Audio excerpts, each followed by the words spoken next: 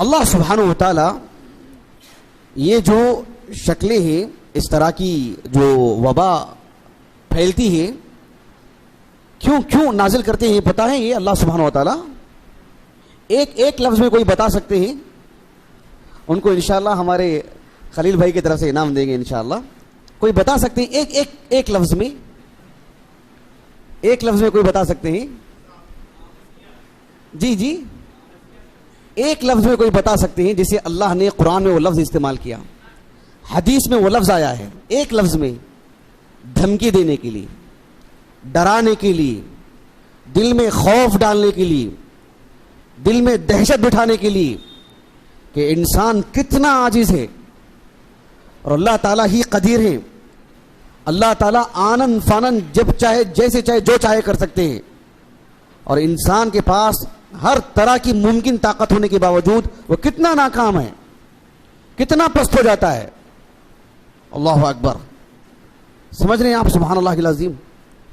اللہ تعالیٰ نے فرمایا سورۃ الاسراء میں وَمَا نُرْسِلُ بِالْآيَاتِ إِلَّا تَخْوِيفًا، ہم جو نشانیاں اتارتے ہیں، ہم جو بہت سارے مناظر، بہت سارے عذابات یا بہت ساری اس طرح کی شکلیں جو تمہیں دکھاتے رہتے ہیں یا بھیجتے ہیں ہماری نشانیوں کو ڈرانے کے لیے کہ دل میں ڈر آئے انسان کے، دل میں خوف آئے انسان کے، اور انسان سمجھے کہ جو ہم کمزور ہیں اور جس نے ہمیں پیدا کیا ہے، جو پوری کائنات کو چلا رہا ہے، ہر طرح کی طاقت اسی کے لیے ہے، اس کی طرف ہمیں لوٹنا چاہیے. اس مقصد سے اللہ سبحانہ و تعالیٰ نے ایک جگہ پر فرمایا سورۃ الانعام میں قل هو القادر على ان يبعث عذابا من فوقكم او من تحت ارجلكم او يلبسكم شيعا ويذيق بعضكم بأس بعض، کہ اے اللہ کے رسول آپ لوگوں کو بتاؤ کہ اللہ سبحانہ و تعالیٰ اس بات پر مکمل قادر ہیں کہ اللہ تعالیٰ تمہارے اوپر سے عذاب بھیجے، بارش کی شکل میں، پتھروں کی بارش کی شکل میں، عیاذاً باللہ، زوردار چیخ کی شکل میں، زہر آلود جراثیم کی شکل میں، جیسے اب ہو رہا ہے. جب یہ آیات نازل ہوئی، صحیح بخاری کی حدیث ہے، حدیث جابر کتاب التفسیر میں، آپ علیہ السلام نے کہا اعوذ بوجہک، اے اللہ میں تیری پناہ میں آتا ہوں، میں تیری پناہ میں آتا ہوں. سبحان اللہ، بہت بڑی بات. اللہ تعالیٰ نے کہا کہ او من تحت ارجلکم، تمہارے پیروں کے نیچے سے زمین کھسک جائے یا دیگر چیزیں بھی. اللہ سبحانہ و تعالیٰ نے جب اس آیت کریمہ کو نازل کیا تو اللہ کے رسول نے کہا اعوذ بوجہک. حالانکہ انسانوں میں، خاص کر مسلمانوں میں جو اختلاف ہوتا ہے، اللہ کے رسول نے کہا کہ یہ اہون، یہ ہلکا ہے، ہلکا معاملہ ہے بنسبت اس کے کہ اوپر سے عذاب آ جائے اور سب کے سب ہلاک ہو جائیں. تو اللہ تعالیٰ یہ ڈرانے کے لیے کرتے ہیں، اور یہ ہوتا رہے گا. یہ 1441 یا 2020 کا قصہ نہیں ہے، یہ وقت پہ ہوتا رہے گا. جیسے میں نے بنی اسرائیل کا قصہ بتایا نا آپ کو، جیسے ایک حدیث صحیح بخاری کی سنایا میں آپ کو ابو الاسود الدوالی کی، ویسی چیزیں ہوتی رہیں گی. جو عمر بن خطاب کا دور تھا وہ رضی اللہ عنہ، اس وقت کی بات ہے. مدینۃ الرسول میں کبار صحابہ موجود ہیں، اس وقت یہ بات ہوئی تھی، اس وقت ایسا مرض آیا تھا. تو ایسا ہر جگہ ہوتا رہے گا کسی نہ کسی سبب سے. اسی لیے اللہ تعالیٰ نے فرمایا سورۃ فصلت میں سنریہم آیاتنا فی الآفاق وفی انفسہم حتی یتبین لہم انہ الحق. اللہ نے کہا کہ انسان کی ذات میں اور کائنات میں، کبھی ہندوستان میں، کبھی چین میں، کبھی عرب میں، کبھی اور. عمر بن خطاب رضی اللہ عنہ کے دور میں 18 ہجری کو ملک شام فتح ہوا. فتح ہونے کے چند دن کے بعد طاعون کا مرض ایسا پھیلا، سبحان اللہ، تقریباً 25 سے 30 ہزار مسلمانوں کا انتقال ہو گیا وقتی طور پر اچانک. اس میں بڑے بڑے صحابہ، کبار صحابہ، بہت نقصان پہنچا مسلمانوں کو. علم کے اعتبار سے بڑے بڑے علماء صحابہ کا انتقال ہو گیا اس میں. ملک شام میں امواس ایک علاقہ ہے، ایک قریہ ہے، گاؤں، وہاں پر ताउन अमवास, इसी से मारूफ हो गया किस्सा। वो आजादी से पहले हिंदुस्तान में भी ताउन का मर्ज फैला था, सब जानते जो हिंदुस्तान की तारीख पढ़े हों। ये अल्लाह सुब्हानहू व तआला हर जगह करते हैं ऐसे। पूरी दुनिया फिलहाल इस तरफ तवज्जो दे रही है। अल्लाह सुब्हानहू व तआला ये जो मामला करते हैं धमकाने के लिए, जैसे कि मैंने कहा ना, अल्लाह के रसूल अलैहिस्सलातु वस्सलाम के एक सहाबी अबू मूसा अल अशअरी रज़ियल्लाहु अन्हु, ये हदीस मुत्तफ़क़ुन अलैहि हदीस है। अबू मूसा अल अशअरी रज़ियल्लाहु अन्हु कहते हैं कि जब आप सल्लल्लाहु अलैहि वसल्लम के फर्जंद इब्राहिम का इंतकाल हुआ तो उस वक्त सूरज ग्रहण का मसला था। लोगों ने ये एक अकीदा रख लिया कि एक बड़े इंसान के घर में मौत हुई है ना, एक बड़े इंसान की मौत हुई है तब ऐसा होता है।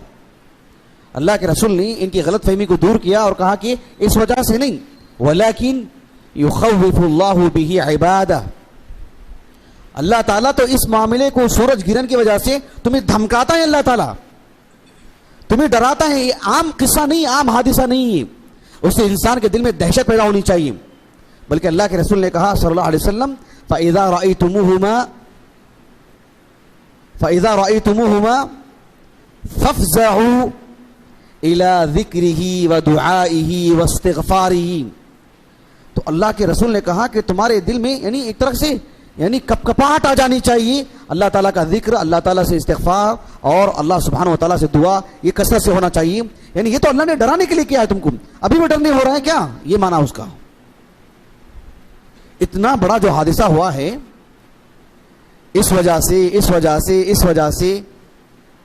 ये छोटी सोच है, छोटे लोगों का ख्याल है। ये सिर्फ दुनियावी एतबार से सोचना कि इन चीजों की वजह से हुआ, यकीनन हो सकता है, लेकिन असल वजह क्या है?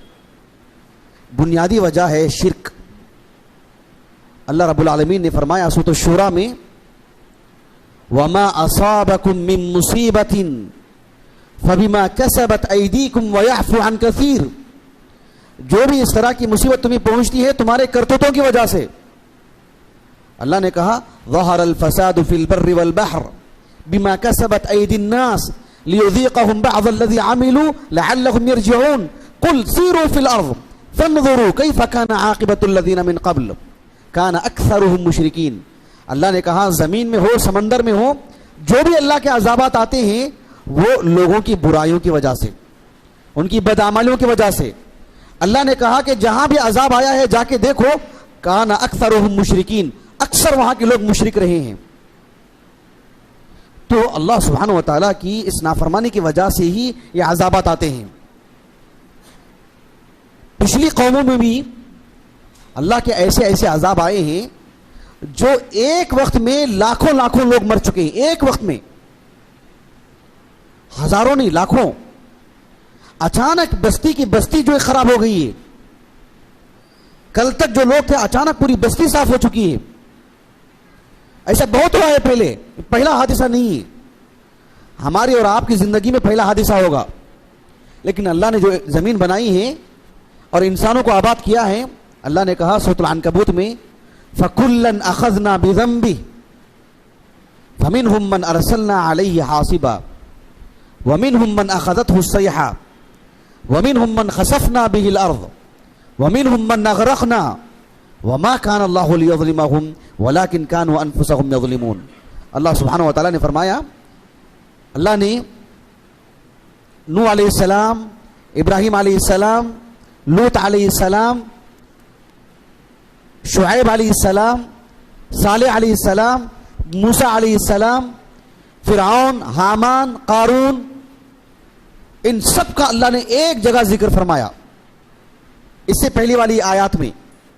उसके बाद अल्लाह ने कहा फकुल्लन अखज़ना बिज़ंबी, हमने इनके गुनाहों की बुनियाद पर इनकी हमने अच्छी खासी गिरफ्त की, दबोचा हमने इनको, अजाब से दो चार किया हमने इनको। किसी पर हमने पत्थरों की बारिश की, किसी को हमने एक चीख के जरिए से हिलाक किया, किसी को हमने जमीन में धंसाया, किसी को हमने पानी में डुबोया। एक को नहीं, हजारों को एक साथ, हजारों लोग एक चीख में मारे गए, हजारों लोग एक साथ पानी में गर्क कर दिए गए। ये मामूली हादिसे नहीं है, یہ سب عذابات ہیں. اللہ نے کہا یہ سب انہوں نے اپنے نفسوں پر ظلم کیا ہے. تو یہ حادثات کو ایک مسلمان ایک مومنانہ نظر سے نہیں دیکھیں گے. عام دنیا کے جو لوگ تبصرہ کر رہے ہیں, میڈیا میں جو چیز بتائی جا رہی ہے, عام لوگ جو باتیں بتا رہے ہیں, اخبار میں جو بات کہی جا رہی ہے, سوشل میڈیا میں اس کے جو اسباب بتائے جا رہے ہیں, ہماری سطح بھی اتنی ہی ہے. تو یہ بہت بڑی غفلت ہے, غفلت پر غفلت. ہمیں اس پہلو سے سوچنا چاہیے کہ قرآن کیا تبصرہ کرتا ہے ان قصوں پر. اس نقطہ نظر سے دیکھنے کی ضرورت ہے, کیونکہ یہ حادثات پہلے بھی بہت ہوئے ہیں. کوئی نیا حادثہ نہیں ہے, شکل نہیں ہے, حادثہ کوئی نیا نہیں ہے. اس طرح کے کئی حادثے ہوئے ہیں. اس سلسلے میں ایک تو اس حدیث کی روشنی میں ہمیں فافزعوا الى دعائه وذکرہ واستغفارہ, صحیح بخاری کا حدیث ہے. اللہ تعالیٰ سے دعا, اللہ تعالیٰ کا ذکر, اللہ تعالیٰ سے استغفار, اس کے ذریعے سے اس وبا کو ختم کر سکتے ہیں. اور دوسری چیز, اللہ کے رسول علیہ السلام کی حدیث مبارکہ ہے سنن ابی داؤد کی کتاب الادب میں. عبداللہ بن عمرو بن عاص رضی اللہ عنہما کہتے ہیں کہ رسول اللہ صلی اللہ علیہ وسلم نے فرمایا الراحمون یرحمہم الرحمن ارحموا اہل الارض یرحمکم من فی السماء. کہ جو لوگ رحم کرتے ہیں, جن کے دلوں میں رحم والا دل ہوتا ہے, ان پر اللہ خاص طور پر رحم کرتے ہیں. اللہ کے رسول نے کہا کہ تم زمین والوں پر رحم کرو, آسمان والا یعنی اللہ تعالیٰ تم پر رحم کرے گا. یعنی اس حدیث سے اللہ تعالیٰ کی طرف سے آنے والے عذابات کو ختم کرنے کی ایک بات ہے کہ لوگوں میں سختیاں نہیں ہونی چاہیے, رحم دلی ہونی چاہیے. رحم دلی کس اعتبار سے؟ یعنی لوگوں کے حقوق ادا کرنا چاہیے, چاہے وہ زکوٰۃ کی شکل میں ہو, چاہے وہ صدقات کی شکل میں ہو, چاہے دین پھیلانے کی بات ہو, چاہے لوگ جو ہمارے ساتھ زیادتی کے ان کو معاف کرنے کی بات ہو. کسی بھی طرح کی جو معافی کی بات آتی ہے, رحم کی بات آتی ہے. کسی کو ہم دیکھتے ہیں بہت زیادہ غم زدہ ہے, اس کے دل میں خوشی ڈالنے کی بات ہو. یعنی رحم کے جتنے مظاہر ہو سکتے ہیں, رحم دلی کی جتنی شکلیں ہو سکتی ہیں, اسے لانا چاہیے. اس وجہ سے اللہ کی طرف سے عذابات ٹلتے ہیں. یہ تو ایک معنوی چیز ہے, اس کا تعلق براہ راست ہمارے اور اللہ سے ہے.